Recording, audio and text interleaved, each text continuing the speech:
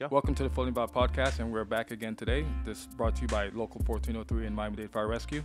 And today we're going to talk to Brandon Post. Yep. We're going to do a little bit of USAR talking. All right, so Brandon, how long have you been on the USAR team? Florida Task Force 1 Urban Search and Rescue since '03. So I guess 20 years anniversary. Wow. What made you want to get in on the USAR team? So to me, it was like a natural progression step because I joined I got TRT certified in '02, '03 as well. Knew I wanted to go the TRT driver route, trying to get at 19 or 43 or where the other trucks. And then obviously one of the requirements to get on the USAR team is to be TRT technical rescue certified, have those at least core classes. And so it was almost like a natural progression. What you hear about it traveling around the world, helping disasters. I mean, it's kind of what we do locally. So step it up to the next game. So it to me, it just felt like a natural progression from the TRT structural collapse world and what we do for a living. Is like a must. And what's your current position now? Currently, I am a logistics manager. Logistics manager. Before we get into what that entails, tell me some of the positions you've held on the USAR team. So 90% of the team are rescue specialists. We call them rock breakers. Yeah, everyone knows the term rock breaker. Basically, we're going to give you a hammer, go out there and break a rock. But we're made up of 4 squads. And those squads have 5 people, a squad officer, and then the squad members. And that's when you join the team, unless you have a specific, comms, K9, medical, 90% of people join the team and you start at rock breaker. You understand the dynamics, and then you choose a path where you want to stay a rock breaker. And again, there's no rank. So we have chiefs, captains, lieutenants, firefighters that are in that rock breaker rescue specialist category. And then from there, you decide what path you want to go.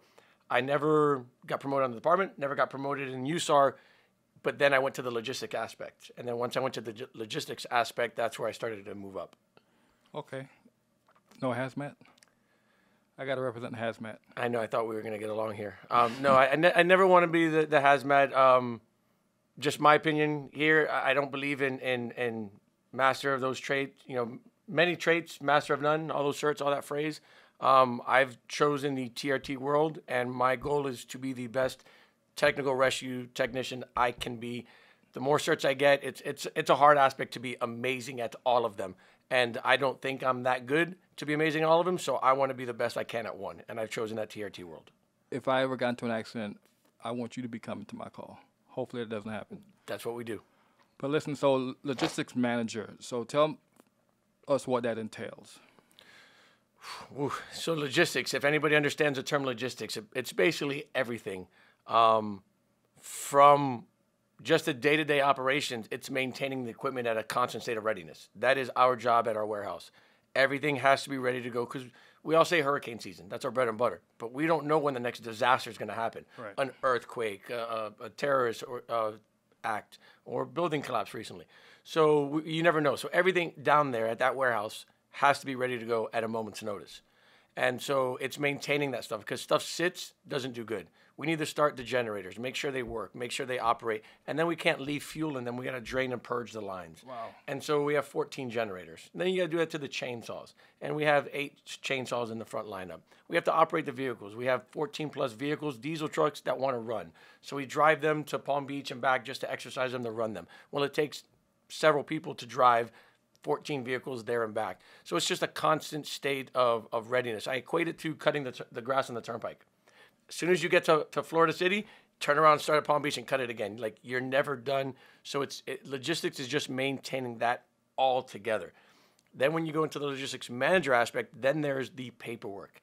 And it goes down the rabbit hole. There's so much paperwork that I never even knew it existed. If they told me beforehand, I might not have done it. Yeah, nobody likes paperwork. But there is a ton of paperwork. Because, again, remember, we're working for FEMA. We're FEMA employees.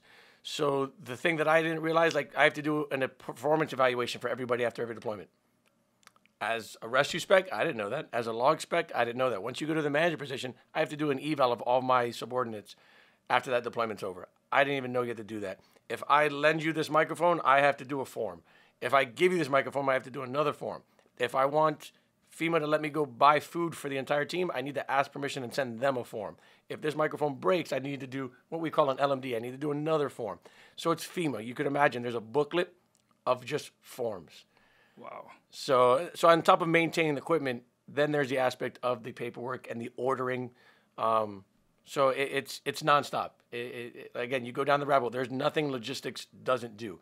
Our job is to feed everybody, find everyone a place to sleep, set up the tent, set up the boo, get the water ready. So if we have to do porta-johns or showers, we also have to clean those showers, clean those porta-johns. So we have to arrange that. So it's if you don't think 5, 10, 15 moves down the line, if you don't do your 14-day projection at the end of the deployment, you're already behind the 8 ball. You can't just go on the deployment and go. And that's something I neglected or we take for granted as a rescue guy. And a lot of the other positions is you get that call, you show up, you go out the door and you do your job. But the whole time before that, behind the scenes, things you don't see, logistics is nonstop. By the time you get the call, we've already probably spent 12 hours at the warehouse. That's what I was going to say. Like your job has already started by the time we get that call. Yes, we're already down there working, getting the trucks ready. It takes us, with the right crew, it takes us less than 3 hours to get everything loaded and get the trucks ready to go out the door. Wow. So again, there's a load plan, there's a system, again, it goes back to that team aspect. But everyone has to be on the same page because there's a lot of boxes, a lot of moving parts, a lot of dangerous stuff. Moving a 3,000-pound pallet with a forklift, again, people don't want to get hurt. So it takes an undertaking, it takes an army. That's why we got the door with 84 people. Are there different challenges? Like, let's say we go air ops and we have to fly somewhere. What is the difference between driving somewhere or flying somewhere? So going down the road is our bread and butter, as you know. We have tractor trailers and we have box trucks, and our stuff sits on pallets. Some people call them skids, but it's a 40 by 48 pallet for the common term. And we pick things up with a pallet jack or forklift, throw it in the truck, ready to go. That's easy. But now we have to fly. Well, things can't live on those pallets. And then certain airlines don't want lithium-ion batteries. They don't want a spray can. A typical can of spray paint can be dangerous 30,000 feet up in the air. Wow. Starter fluid. I need starter fluid. That can be dangerous. The pin gun, the Hilti pin gun, it shoots a 22 caliber load.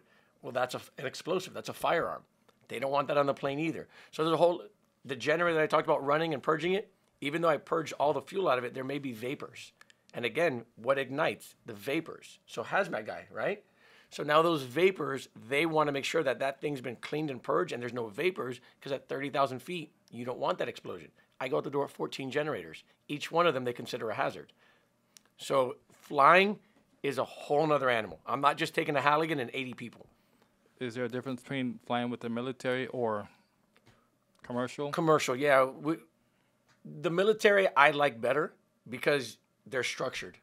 They are structured. You know what they want. They want this. They don't want that. And we've practiced with them, and it's standard. No matter what organization or what group is coming, it's standard, and I like it. When you fly commercial, FEMA just subcontracts to anybody, and it could be any company that gets a contract, and you don't know the plane type. So the military only has a handful of plane types, a C-17, C-130, and C-5. Love that thing.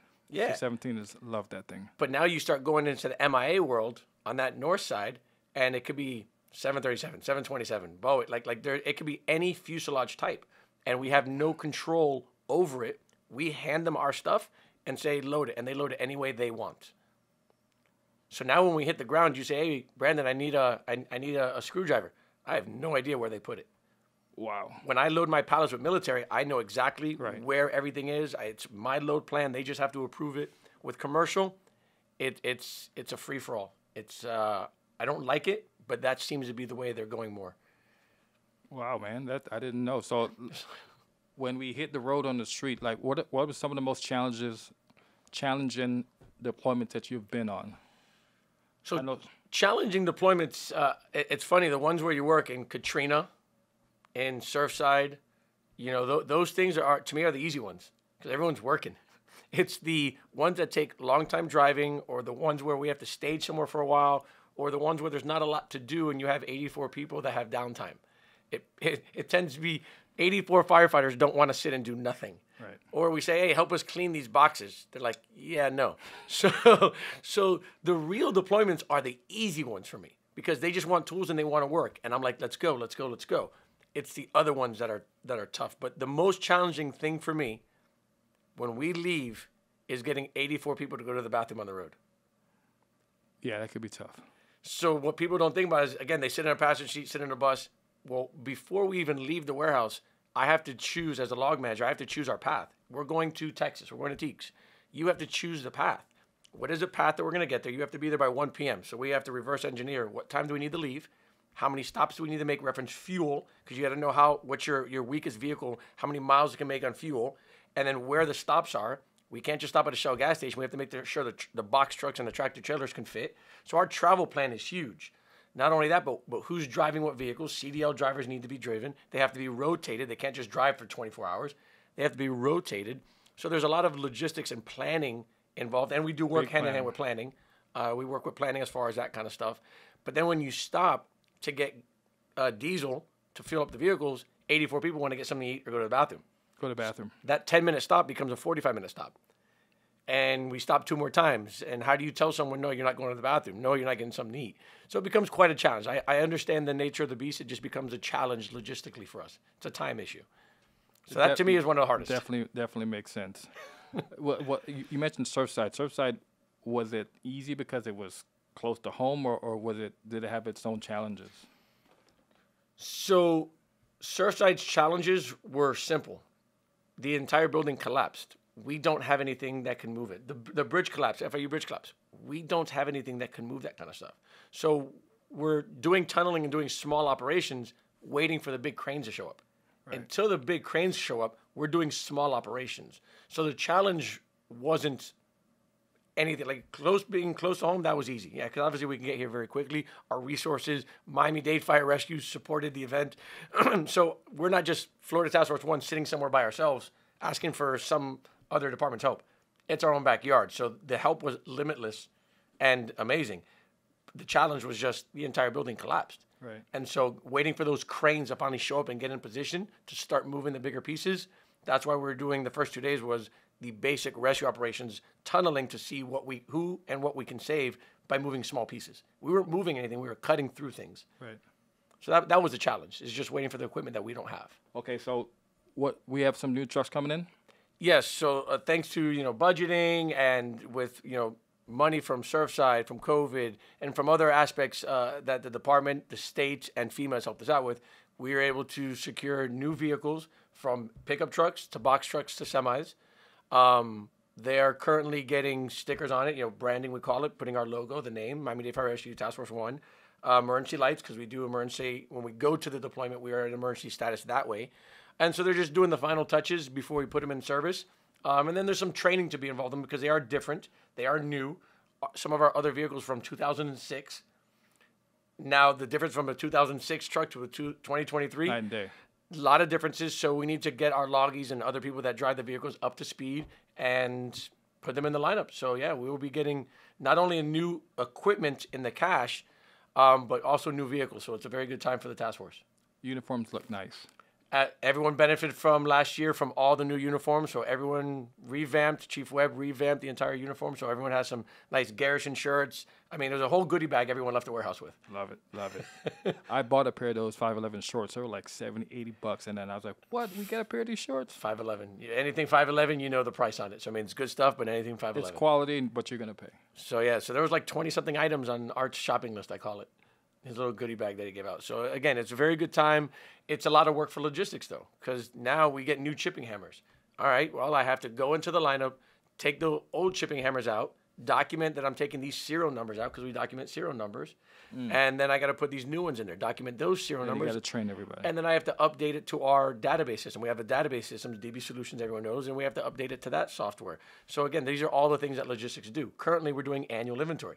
Every year, we have to do annual inventory, open every box, check every box, every piece of equipment, DC numbers, FEMA numbers, serial numbers, model numbers, make sure it's working. If that box got some moisture in it, mold, water, we got to clean it.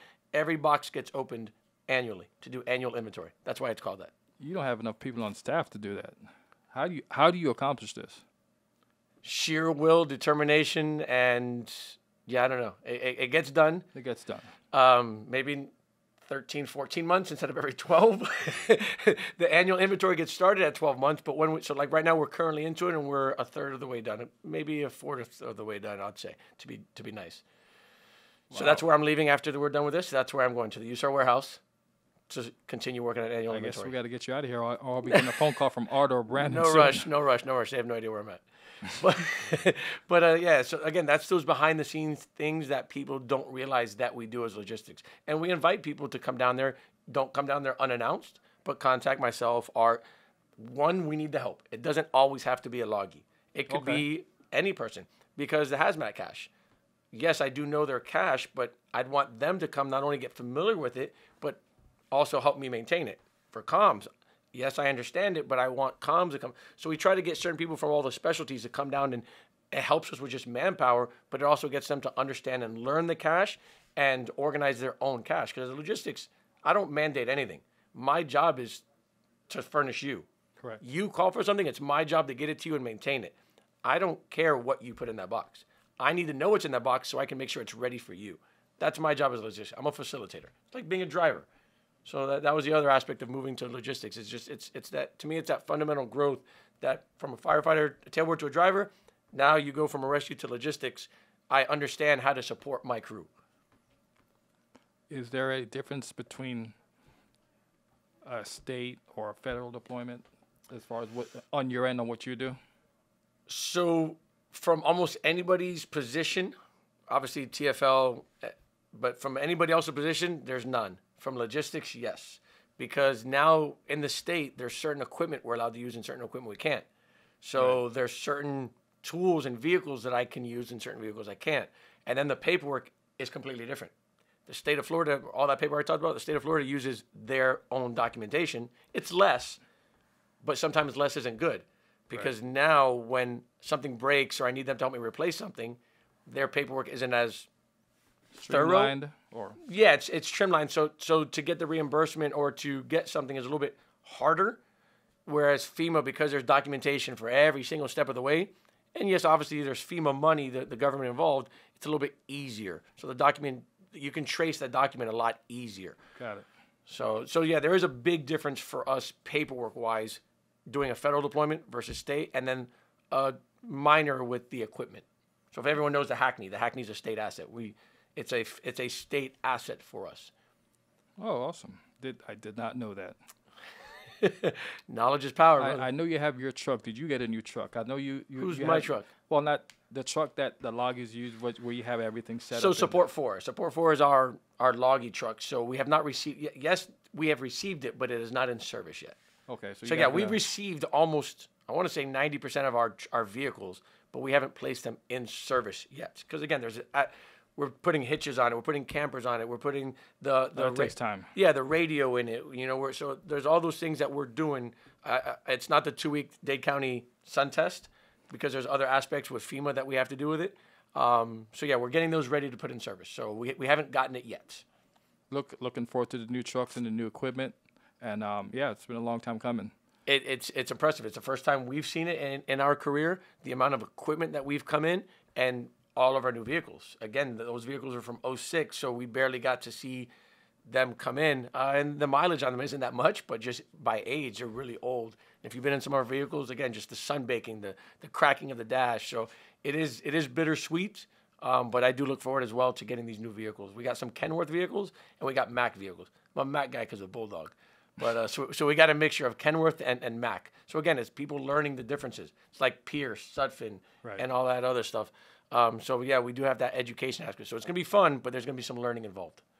Good. Looking forward to it. Is there anything else about logistics that we may not know that we haven't covered that we maybe didn't mention? Just remember that logistics is always working. 7 days a week. I mean, Art's phone doesn't stop at any moment. So just be patient with Art.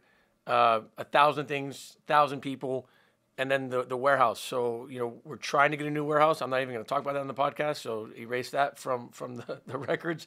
But we are trying because we need more space. Right. The more equipment, the more space. So we are working on it, but it's an undertaking. But just know that there are guidelines that we have to follow. I don't want to mention a lot of them on the podcast, but again, between budget, between restraints that FEMA gives on us, we are doing the best we can. So anytime you have questions about logs, the whole kitty aspect when we go on deployment has always been a problem. I don't know if we want to talk about that. But just if you have any questions, ask us. We'll tell you. We're not doing it because... Monster and the kitty. 100%. But then we have... We have to vote on it. We shouldn't just make shirts and coins arbitrarily. Check. So again, the kitty helps us do that kind of stuff because FEMA doesn't let me buy Monster. FEMA does not let me buy Monster. Let me clear that up. Can't just go buy Monster. That's not allowed. So there's a cash list. FEMA gives you a cash list. With our funds, we are only allowed to buy what's on that cash list. I understand that. So if FEMA says you a 24-volt Sawzall, and maybe it says DeWalt, we have to buy a 24-volt Sawzall. It could be Milwaukee, it could be Makita, it could be DeWalt, but it has to be that. We can't go buy a 12-volt. It says 24-volt. Oh, but I want to buy this. That's great. But FEMA, if you're going to use their funds, you need to buy from this cash list, and they do an audit of us to make sure we have everything that they've given us money for. So that's a part of annual inventory. So when they say, hey, let me see that Sawzall you guys bought 2 years ago. Oh, you mean this one with the serial number ending in 8943? Right here. And I have a picture of it for you.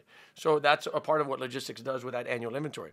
But now you want Monster. It's not on the cash list. We'll buy it for you, but that's the aspects that people need to understand. And especially coming from the firefighter background, that's where we use the word kitty. So again, just ask us. And if you fight us, I'm not saying we're going to do anything bad, but it just makes it that much more difficult because you have to understand what we're not fighting, but what we're dealing with to do our job as logistics. So ask, I'll inform anybody, don't fight. Right. If they know the why that, hey, we can't get this because it's not a FEMA item, it's not on the list, then we can't get it. There's nothing we can do. But again, it's the mentality, as you know, is quick to judge and quick to attack. Let us explain, ask why. It's not just because I said so. At least me and when I'm on the logistics team, that's not how we operate. There's a reason we're doing this. My job is to facilitate for you, not for me, for you. But I have guidelines that I have to follow. Is the state require anything like that? Are they similar to FEMA? Or they're similar, but they don't have a state cash list. So there's not like a state cash list. They use kind of the FEMA format, but the state doesn't give us our annual budget, annual funding. Our annual funding comes from FEMA. Chief Webb, Lieutenant Rouse, Art, and then to maintain all our equipment and buy all the trucks and do all the stuff comes from our co-op FEMA budget, not from the state of Florida. Wow. So that's where that aspect comes from. And again, that's where you start learning this stuff as in logistics, and then you learn even more as a logistics manager. So again, that's that education aspect that if when in doubt, just ask. Give me a call, shoot me a text. I work at 43. My days off, I'm pretty much down at the warehouse. That's why you're taking up my time right now at the warehouse. So when in doubt, just ask, and we'll tell you why. And if you want to come down to the warehouse, just reach out to Art, myself, Alagi. If we're down there, you're more than welcome because we could always use help. It's cutting the grass on the turnpike, remember. Right. I need another lawnmower. Grab a lawnmower. All right. If you guys want to come down and help, you're always looking for help. Reach out to Brandon if you have any questions to Art or the chief. Don't contact the chief. Or they can explain the why. Reach out to these guys first. Chief is very busy. Thank you, Ricky. Hey. As always.